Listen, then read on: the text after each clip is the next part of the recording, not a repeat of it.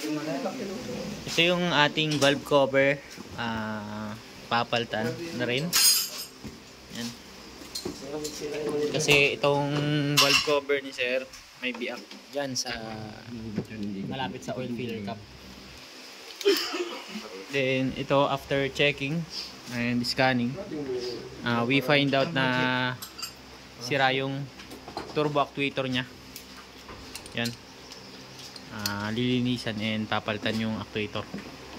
Nagkakanbas lang tayong pyesa para kung available ngayon pwedeng mapa-deliver.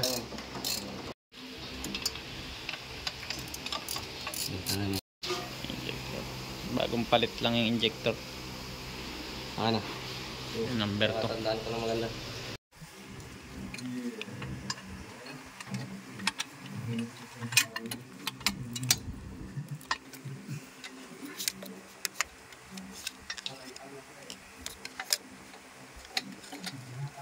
Kalitan mo na.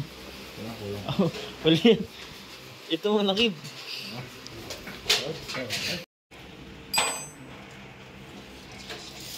Yung binabaklas ng turbo, dinidisassemble na rin kasi diretso linis na rin tayo. Pero ito yung nagka-problema talaga yung ating turbo actuator. Papalitan niya. Lagit pa. Ay, video pala yun. Ito. Ang dumi oh. Yung isa ko ya pati nga. Isipin mo ilang taon pa yung tesins ng tila yan. Ganyan na nabuksan na yun eh. Grabe yung dumi. Oh.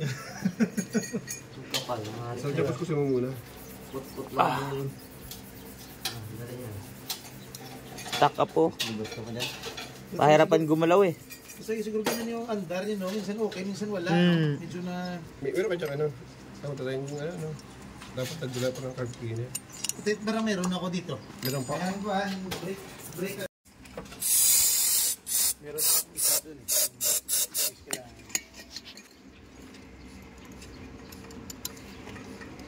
Stock na ako. Dumi. Dumi. Kaya napirsa yun sir, kaya nasira yun dahil stuck up the turbo. Oo, no? Oh.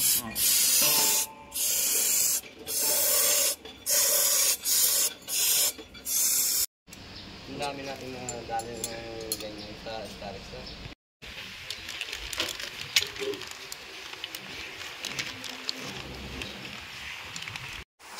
Tama naman na.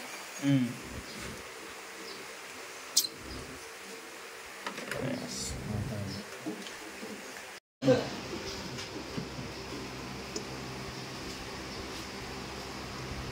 Kuya, ano yung binunot mo? Ito.